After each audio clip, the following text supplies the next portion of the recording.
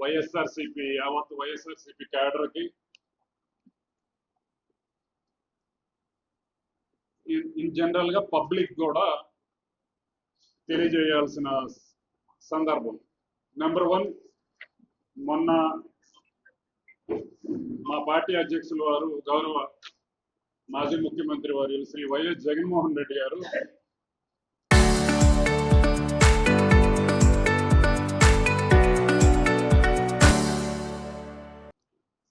Jagan 2.0 super app అని చెప్పి ఇది లాంచ్ చేశారు. ఇది లాంచ్ చేయడానికి ఒక కారణం ఏమనంటే,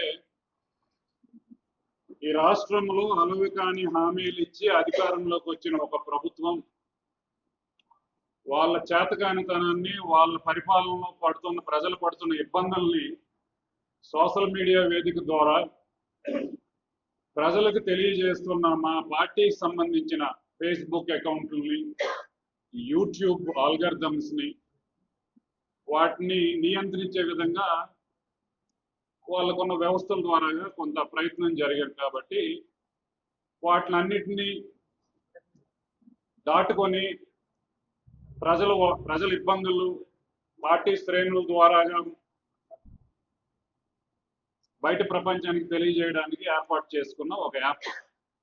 అది మాత్రమే కాదు, దీని ద్వారాగా క్యాడర్ లీడర్స్ కనెక్ట్ అవ్వడము, రకరకాల ఫీచర్స్తో కాంప్రహెన్సివ్ యాప్గా డిజైన్ చేసి అందుబాటులోకి వచ్చింది. బహుశా ఇక్కడ ఉన్న అంతమంది కూడా డౌన్లోడ్ చేసుకున్నారు. ఆ యాప్ని మీ అందరూ కూడా యూజ్ చేసి గ్రామాల్లో మన క్యాడర్ ద్వారాగా అందరి ద్వారాగా కూడా డౌన్లోడ్ చేసి నెమ్మదిగా యూజ్ చేసే ప్రయత్నం చేయగలరని చెప్పేసి తెలియజేసుకుంటూ, ఇది ఒక అంశం, ఇది అతి ముఖ్యమైన అంశం. ఇకపోతే మిగతా రెండు అంశాలు ఏంటి అని అంటే, మన పక్క నియోజకవర్గంలో ఈ మధ్యకాలంలో జరిగిన ఒక ఇన్సిడెంట్, తదనంతరం పరిణామాలు ఏం జరుగుతున్నాయని చెప్పేసి ఆ జరుగుతున్న తీరు ఒకసారి మీడియా ద్వారా ప్రజలకు తెలియజేసే. పక్క కాన్స్టిట్యున్సీలో అత్యంత సాధారణమైన ఒక నిరుపేద కుటుంబం నుంచి ఒక అతను కష్టపడి చదివి తన కెరీర్లో, అది 10th క్లాస్ కానివ్వండి, ఇంటర్మీడియట్ కానివ్వండి, మెడిసిన్ కోర్సులో కానివ్వండి, సొంత ప్రతిభతో చదివి ఎదిగి డాక్టర్గా తనకంటూ ఒక ఇమేజ్ క్రియేట్ చేసుకొని ఆ పరిధికి మించి సేవలు చేయాలని చెప్పేసి రాజకీయాలకు వచ్చిన ఒక వ్యక్తిపై, ఆ కుటుంబంపై, వ్యక్తి కాదు వ్యక్తి పరిధి దాటి కుటుంబంపై జరుగుతున్న కొన్ని చర్యలు తెలియజేయాలనుకుంటున్నాను. ఆ నియోజకవర్గంలో ఉన్న నాయకులు కానివ్వండి, ఆ పార్టీ పెద్దలు కానివ్వండి, డాక్టర్ అప్పలరాజు గారు అతని వాయిస్ని నొక్కు పెట్టాలని చెప్పేసి, ఆయనకి ఇబ్బంది పెట్టాలని చెప్పి రాజకీయంగా ఆయన ఎంతవరకు విమర్శించినా కూడా ఇట్స్ ఓకే, రాజకీయంగా ఇష్యూ బేస్డ్గా మాట్లాడవచ్చు, దానికి మేము అభ్యంతరం తెలియజేయడంలా. కానీ మౌలికంగా అక్కడ జరుగుతుంది ఏంటి అని అంటే, మొన్న ఒక ప్రమాదం జరిగింది. ఆ ప్రమాదంలో చనిపోయిన కుటుంబాలకి మేము నిజంగా ప్రగాఢ సానుభూతి తెలియజేస్తున్నాం. We stand with them. నిజంగానే బాధ అనిపించింది. కాకపోతే ఆ ప్రమాదం ఉద్దేశపూర్వకంగా జరగలేదని చెప్పేసి అందరికీ తెలుసు. డాక్టర్ వృత్తిలో ఉండి కొన్ని వందల మందికి ప్రాణాలు నిలిపిన డాక్టర్ అప్పలరాజు గారు, అతను కుమారుడు కూడా డాక్టర్ కోర్స్ చదవడానికి ప్రిపేర్ అవుతున్న ఒక వ్యక్తి ఎవరినైనా ఉద్దేశపూర్వకంగా ప్రమాదానికి గురి చేసే ఆలోచన ఎందుకు చేస్తారు? ఈ సందర్భంగా గౌరవ పలాస శాసనసభ్యులు సిరిసమ్మ గారికి ఒక చిన్న మనవి. అమ్మ, మీరు ఒక గొప్ప కుటుంబం నుంచి వచ్చారు. మీ నాన్నగారు, మీ తాతగారు కూడా రాజకీయాల్లో ఉన్నారు. మీ తాతగారు ఒక గొప్ప రాజకీయ వారసత్వం మీకు అందించారు.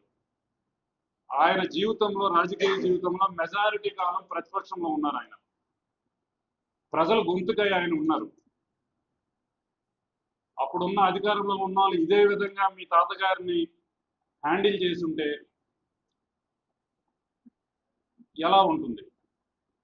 మీకు పిల్లలు ఉండే ఉంటారు. అదర్వైజ్ టీడీపీలో డాక్టర్ గారి వ్యతిరేకంగా మాట్లాడుతున్న వాళ్ళందరికీ కూడా ఒకసారి ఇమాజిన్ చేయండి, మన ఇంట్లో ఉన్న పిల్లలకి ఏదైనా హాస్టల్లో పెట్టి 10 రోజులు ఉంచి హాస్టల్లో జాయిన్ చేసి రావడానికే మన మనసు ఎంతో తలనిల్లిపోతుంది. అటువంటిది చిన్న వయసులో, తెలిసి తెలియని వయసులో ఒక తప్పు జరిగింది. ఒక కుర్రోడిని టార్గెటెడ్గా మీరు కస్టడీలోకి తీసుకొని డాక్టర్లు ప్రాథమికంగా ఇతను రిమాండ్ తీసుకోవడానికి, అతను కూడా గాయాలు అయినాయి. వర్మ అబ్బాయి పేరు ఆరవ్ వర్మ.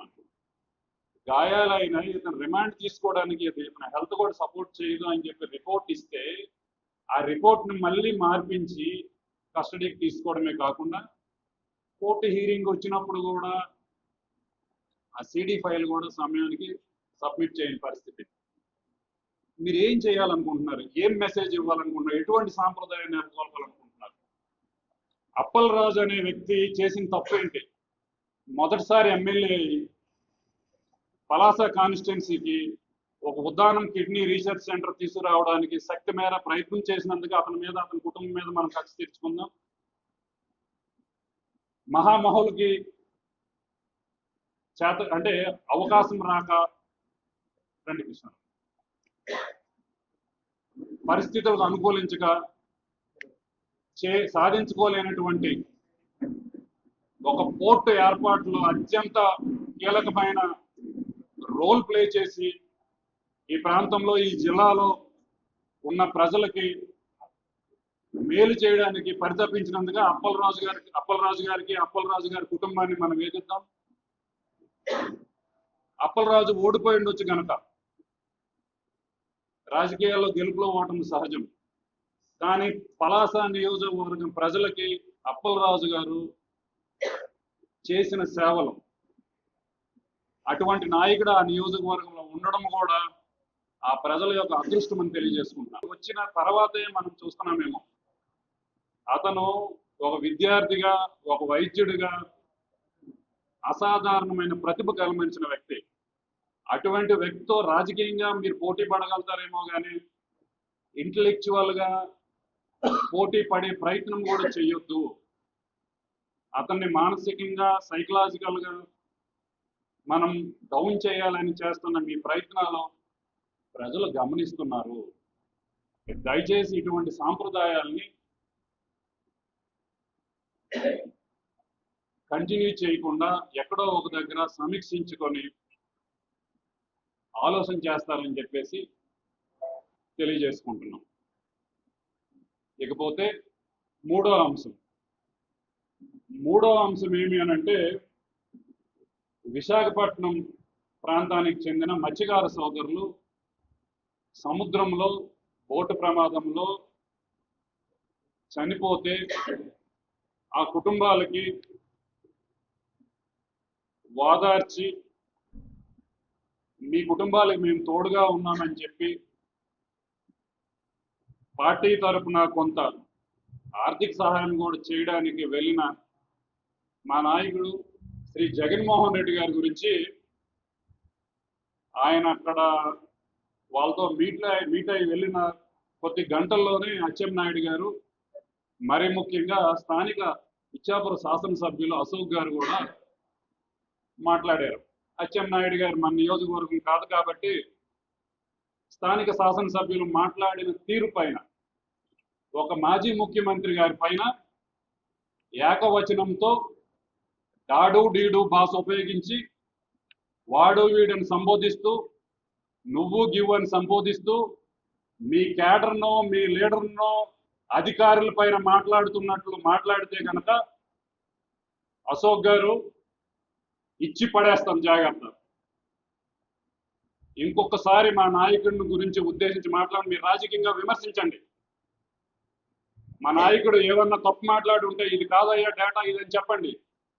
రాజకీయ విమర్శలు పాలసీ మ్యాటర్ పైన మేము స్వాగతిస్తాం, ఎన్నైనా మాట్లాడండి. కానీ ఒక పార్టీ అధ్యక్షుడిని, ఒక మాజీ ముఖ్యమంత్రిని వాడు వీడని సంబోధిస్తూ ఏదో మీ క్యాడర్తో, మీ లీడర్స్తో, స్థానిక ఉన్న అధికారులతో మాట్లాడుతున్నట్లు అజమాయిషిగా మాట్లాడిస్తే కనుక అంతకు 10 ఇంతలు మీరు వినాల్సి వస్తుంది. దానికి మీరు సిద్ధంగా ఉండండి. ఏం మాట్లాడారు? జగన్మోహన్ రెడ్డి గారు మత్స్యకారులకు ఏం చేశారని చెప్పి మాట్లాడారు కదా. ఈ డేటా మొత్తం ప్రెస్ మీడియా మిత్రులు రిలీజ్ చేస్తాం. ఈ డేటాలో ప్రతి విషయం కూడా చాలా డీటెయిల్గా ఎక్స్ప్లెయిన్ చేసి ఉంది. 5 లక్షలుగా ఉన్న ఎక్స్గ్రేషియాని 10 లక్షలుగా ఎవరు చేశారు, జీవో నెంబరు, డేట్తో సహా ఉన్నాయి. జగన్మోహన్ రెడ్డి గారి ప్రభుత్వంలో అది జరగలేదని చెప్పేసి మీరు చెప్పినట్లున్నారు. దయచేసి మీకున్న డేటాని వెరిఫై చేసుకోండి. ఇంకేమన్నారయ్యా?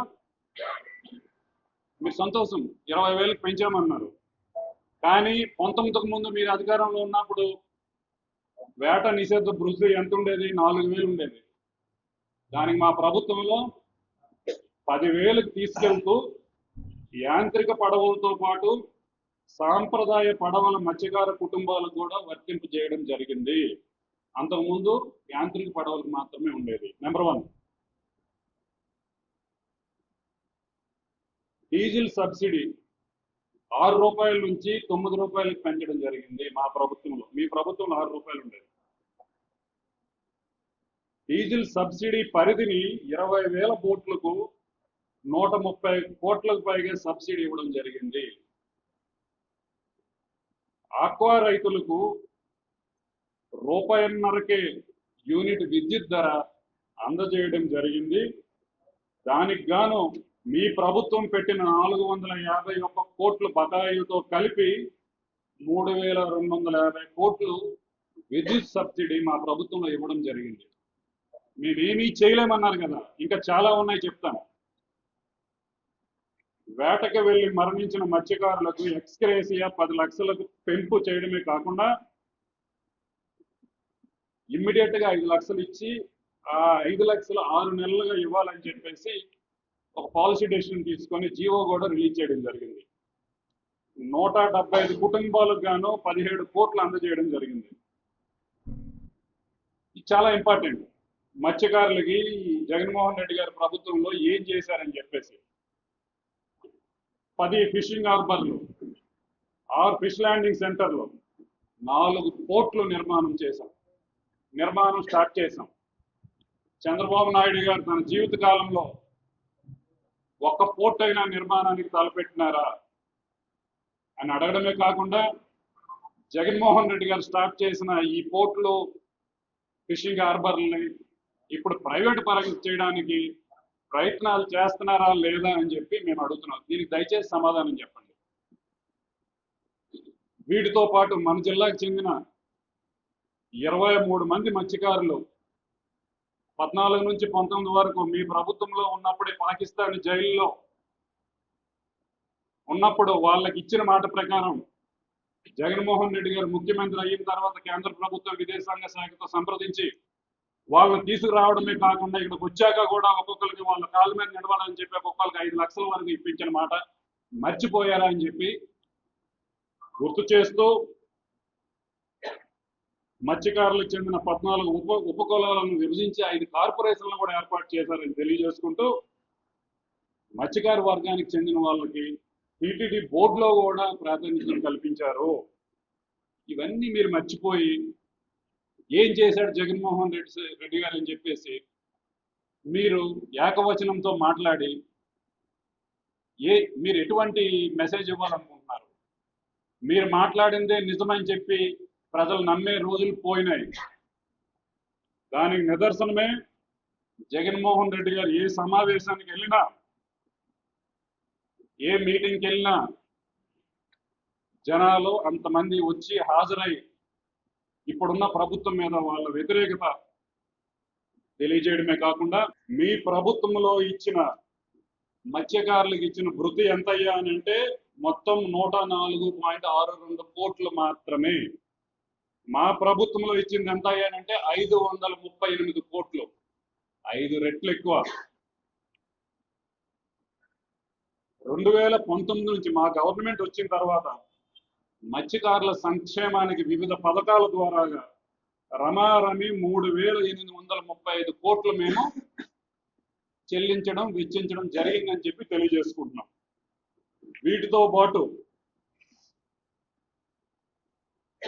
మీరు మీ ప్రభుత్వంలో ఉన్నప్పుడు చేయని కొన్ని పనులు కూడా మేము చేయడం జరిగింది. మా ప్రభుత్వంలో మత్స్యకారులకి 50 సంవత్సరాలకి పెన్షన్ కూడా ఇవ్వడం జరిగింది. వాటితో పాటు కొన్ని చదివి వినిపిస్తాను. మీ గవర్నమెంట్లో వేట నిషేధ సమయంలో మొదటి 2 ఏళ్లకు గాను మీరు ఇచ్చిన భృతి 2,000 మాత్రమే. ఆ తర్వాత ఇచ్చింది 4,000. అది కూడా మరాయ్ మరియు యాంత్రిక పడవలకే మీరు పరిమితం చేస్తే సగటున మీరు ఇచ్చింది కేవలం 60,000 మందికి మాత్రమే అని తెలియజేసుకుంటూ, మీరు ఇచ్చింది ఎంత అయ్యా మొత్తం అని అంటే 21 కోట్లు మాత్రమే. మిగతాదంతా మీరు పెండింగ్ పెట్టారు. ఆ పెండింగ్లు కూడా మా గవర్నమెంట్లో క్లియర్ చేయడం జరిగింది. డీజిల్ సబ్సిడీ లీటర్కు కేవలం మీరు 6 రూపాయలు ఇస్తే అది కూడా ఎప్పుడు ఇస్తారో తెలియజేయకుండా ఉంటే కేవలం 1,100 బోట్లు మాత్రం మీరు పరిమితం చేస్తే మీరు ఏటా సగటున మీరు ఖర్చు చేసింది 12 కోట్లు మాత్రమే.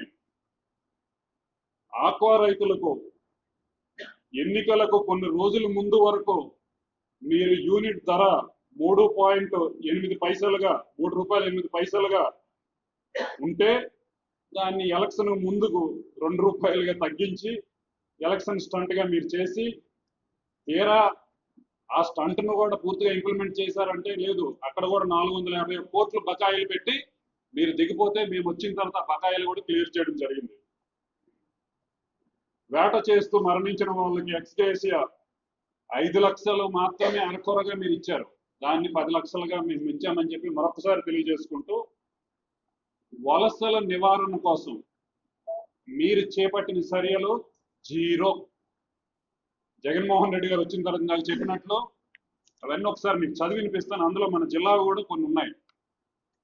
ఎవరో ఎమ్మెల్యే గారు ఒకసారి వైఎస్ జగన్ గారి హయాంలో 10 ఫిషింగ్ హార్బర్లు జువ్వలదిన్నె నెల్లూరు, నిజాంపట్నం గుంటూరు, మచిలీపట్నం కృష్ణా జిల్లా, ఉప్పాడ తూర్పుగోదావరి జిల్లా, బుడగట్లపాలెం శ్రీకాకుళం జిల్లా, పూడిమడక విశాఖపట్నం జిల్లా, కొత్తపట్నం ప్రకాశం జిల్లా, వాడరేవు ప్రకాశం జిల్లా, బియ్యపు తిప్ప పశ్చిమ గోదావరి జిల్లా, మంచినీళ్ళపేట మళ్ళీ మన జిల్లా.